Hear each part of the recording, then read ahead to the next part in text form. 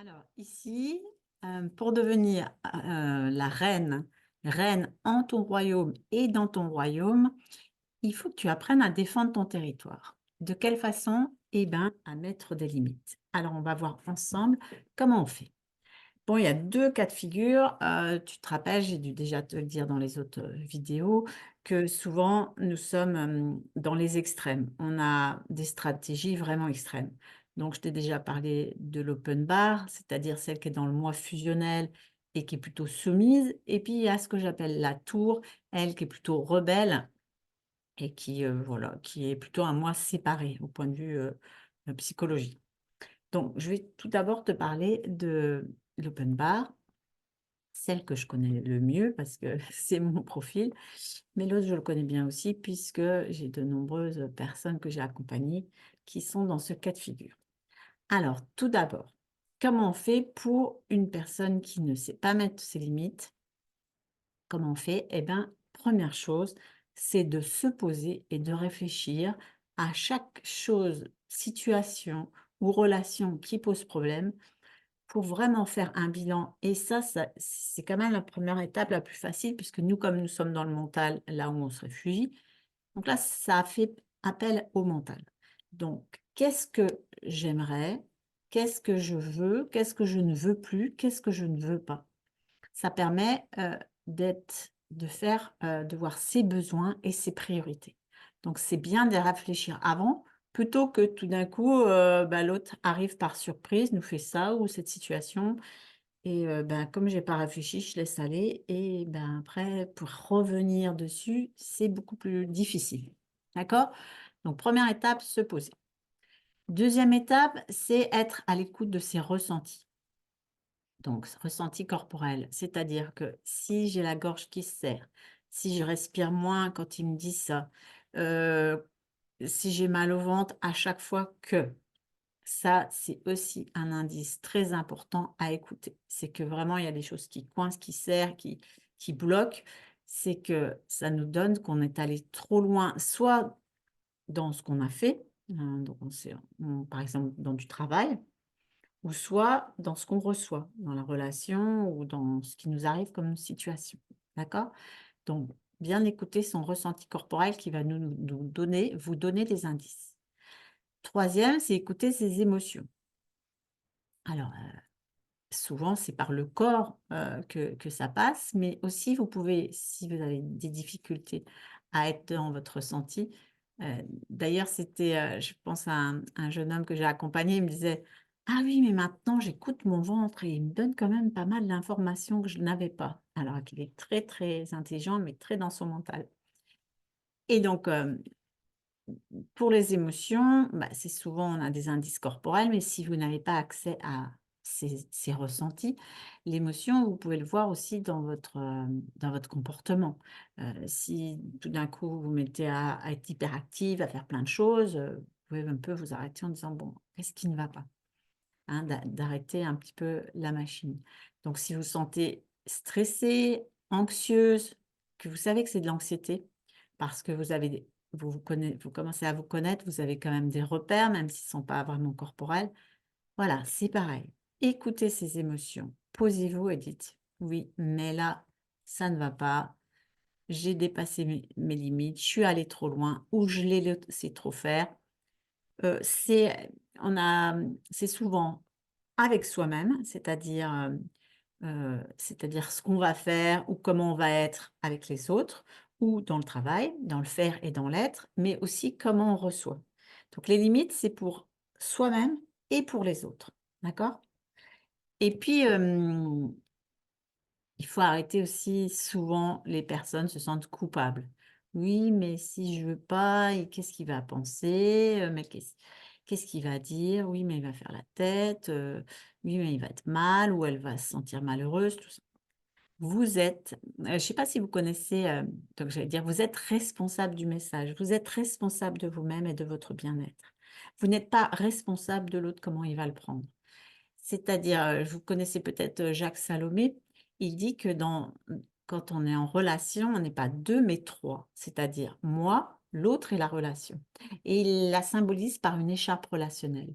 Et nous sommes chacun responsable du bout de l'écharpe. C'est-à-dire que moi, si je me respecte, si je m'aime, et si je sais le dire correctement, parce qu'il y a ça, il y a ça. Si je sais le dire correctement, que j'ai ce besoin-là, j'ai cette limite-là, l'autre est responsable de comment il va le prendre. OK? Ça, c'est tout l'enjeu aussi, la culpabilité. Et pour ça, effectivement, il faut apprendre à le dire, de manière, correcte, pas agressive. Alors c'est ça le problème, c'est les personnes qui savent pas, mettre des limites, quand elles en mettent, ça pète, elles attendent que la goutte fasse déborder le vase et ça va trop loin et voilà. Donc il faut apprendre, c'est parce qu'elles ont trop attendu ou qu'elles ont pas assez l'habitude.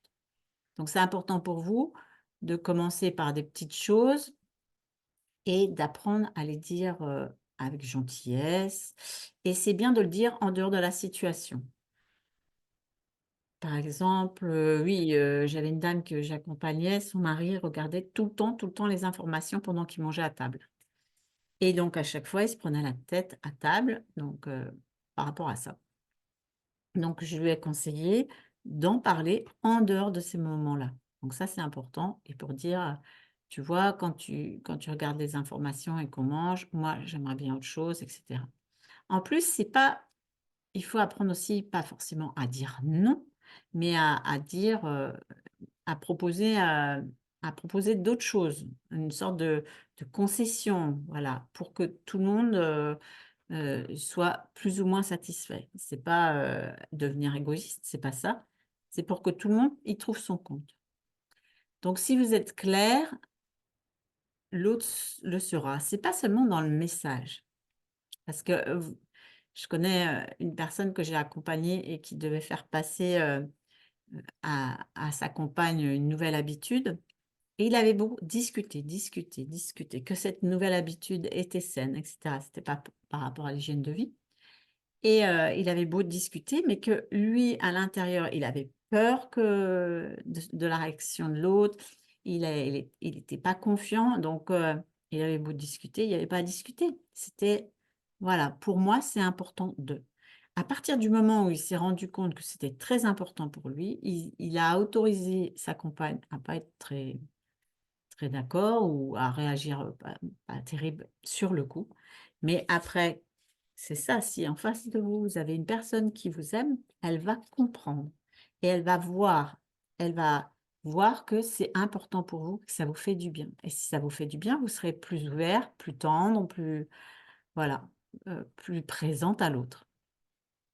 Donc voilà à peu près, ce que donc lui, une fois qu'il était clair, et ben, il a accepté qu'elle soit pas d'accord, enfin qu'elle fasse un peu la tête et puis, ben, il a pu mettre cette nouvelle, habitude en route et c'est ce qui est arrivé. Donc ça s'est bien passé. Donc commencez par des petites choses, transformez pas tout, j'ai j'ai aussi l'exemple, de quelqu'un de ma famille qui s'est comme réveillée et qui jusque-là, avec son compagnon, avait laissé tout faire et comme elle s'est réveillée d'un coup, on va dire, c'est pas d'un coup de baguette magique, mais et ben, là, elle aimerait bien que tout change. C'est un peu difficile pour l'autre parce que si ça fait des années que vous fonctionnez comme ça, vous pensez bien que l'autre, vous n'allez pas faire la grande révolution. C'est petit à petit. Et puis, expliquer les choses, mais parce qu'il y en a bon, par exemple, l'autre, il expliquait trop et elle me dit: «Ben, moi, j'ai pas envie de lui expliquer, je suis pas sa mère, j'ai pas envie de lui expliquer, de A à Z, ce qu'il faut faire». Et bien pourtant si. Il faut assumer les conséquences d'avoir laissé faire et de remettre en place quelque chose de nouveau. Heu et puis elle me dit, bah, pour moi, c'est logique». Ben oui, mais déjà, la logique des femmes et la logique, des hommes n'est pas la même et la logique de quelqu'un et de l'autre n'est pas forcément du tout la même. Donc il faut prendre tout ça en compte, mais surtout, en premier se focaliser sur soi et quand, pour soi, on sait ses besoins, ses priorités, on arrive à à avoir des indices émotionnels, ressentis, corporels, tout ça, et qu'on est clair avec soi-même et avec l'autre, ça ça coule. Et puis, ben, même si c'est dans des accrochages, mais c'est pas grave, respectez vous-même. Voilà pour le premier, le premier cas de figure.